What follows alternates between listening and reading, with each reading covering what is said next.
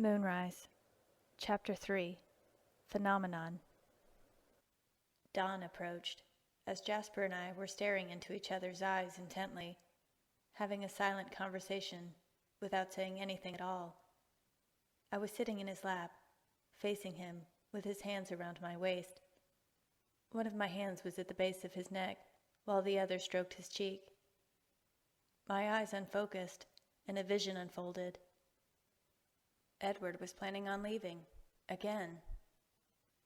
I came out of the vision and saw Jasper's concern. "Everything is fine, I promise," I murmured to him. I would let Edward tell everyone when he was ready, not when I was. "If you will excuse me for a moment, I need to speak with Edward before we leave for school," I told him. He nodded, and I leaned in to kiss him lightly on the lips. His hand came up to hold my chin and held my face in place to kiss me back. He let go of me, and I smiled. I walked out of our room and up the stairs to the 3rd floor. I sat at the top and waited all of 30 seconds for Edward to show up. "You're leaving again," I accused. He sighed and nodded at me. "I can't see where you're going this time," I thought. "I don't know where I'm going yet," he whispered. "I want you to stay," I told him. He shook his head at me. "Maybe Jazz and I could come with you?" I asked silently. "They will need you all the more to watch over them. And think of Esme. Would you take away half of her family in one blow?" he asked. "You are going to make her so sad," I tried again. "I know. That is why you have to stay," he told me.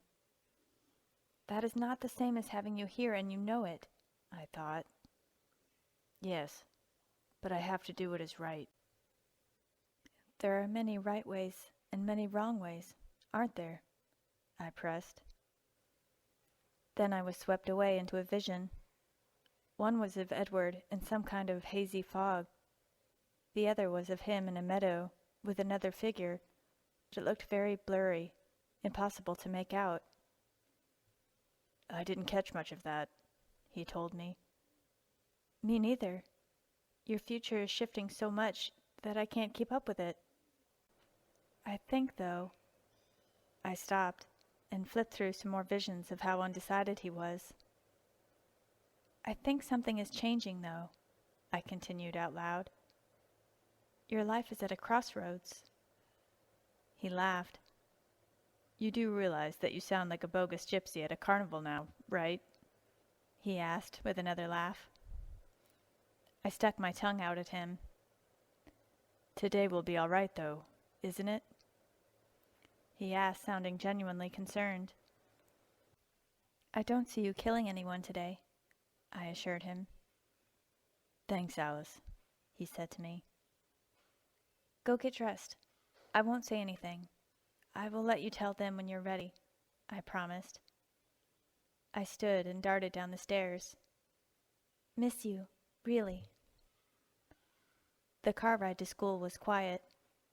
I knew that Jazz knew that I was upset about something, but I knew he would not bother me about it unless I really wanted to talk. Edward parked the car and immediately started scanning the parking lot.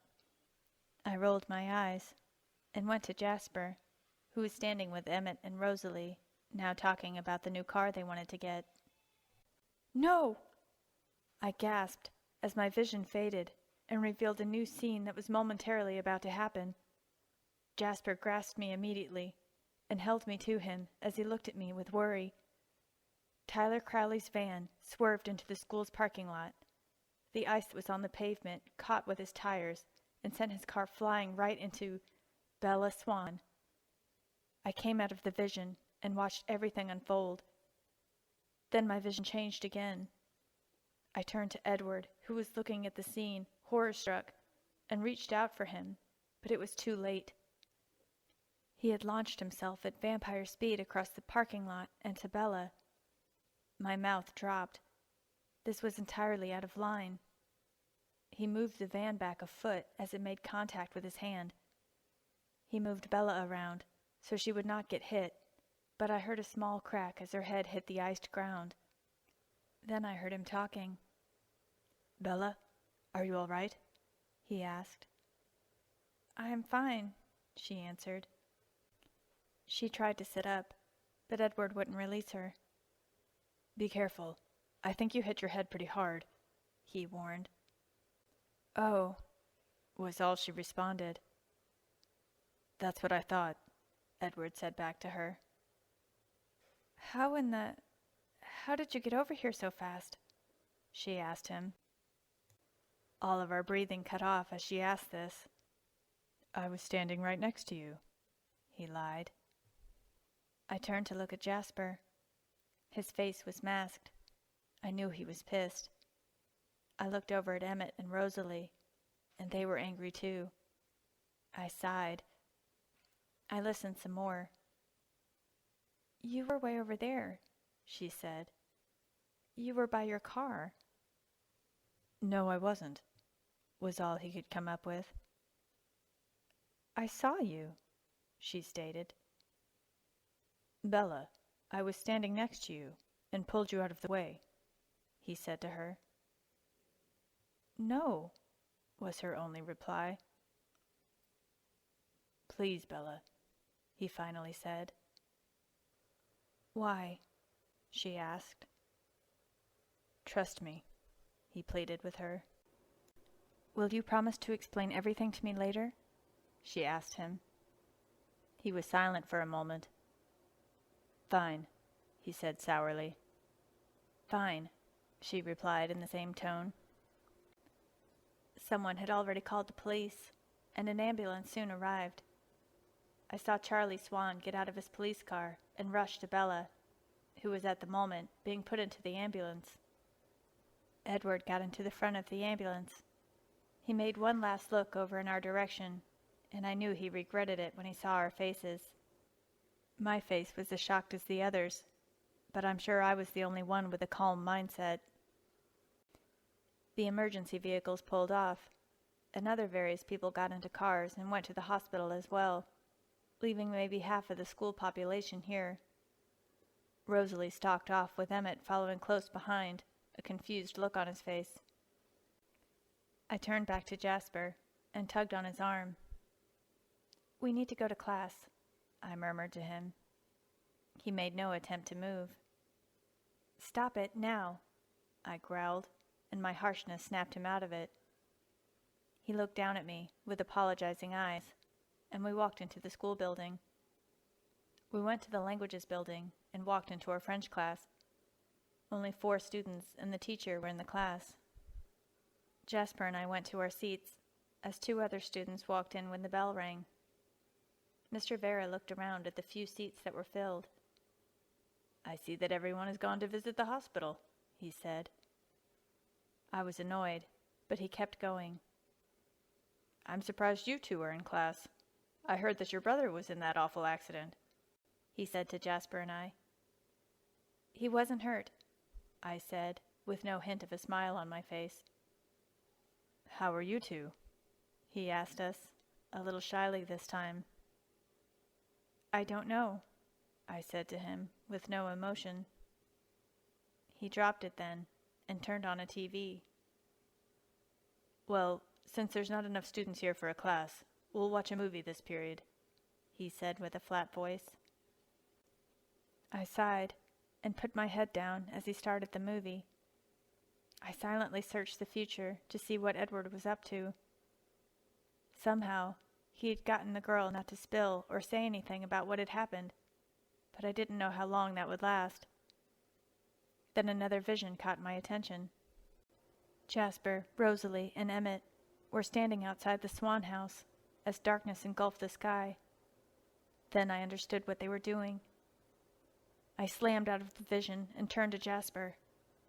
"Jas!" I hissed quietly. He turned to me. "Yes?" he asked. "Don't. That will make things worse," I murmured to him. "I know that Edward shouldn't have done that, but—" Jasper stopped me. "But what? He shouldn't have done that. And the thing is," She saw everything.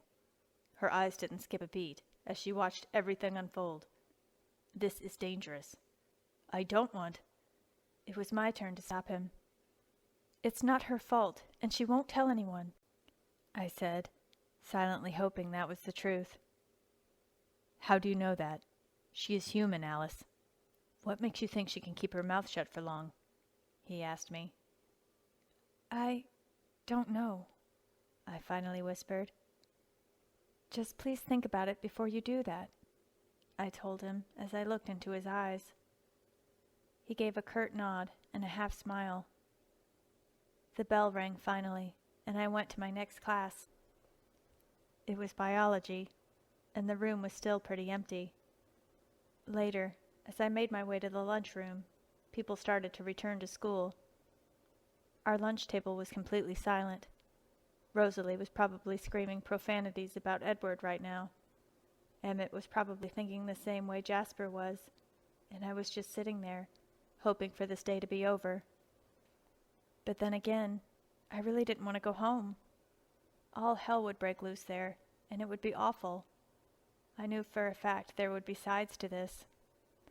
I was on Edward's side for this one. This was his problem, but the girl did not deserve to die because of his actions. I just hoped that I was right about this. The lunch hour ended, and I walked to my next class. I received a vision of Edward returning to school, but Bella did not. Soon enough, the final bell rang, and I walked slowly to the Volvo. I could not wait for the rest of the day's events to unfold.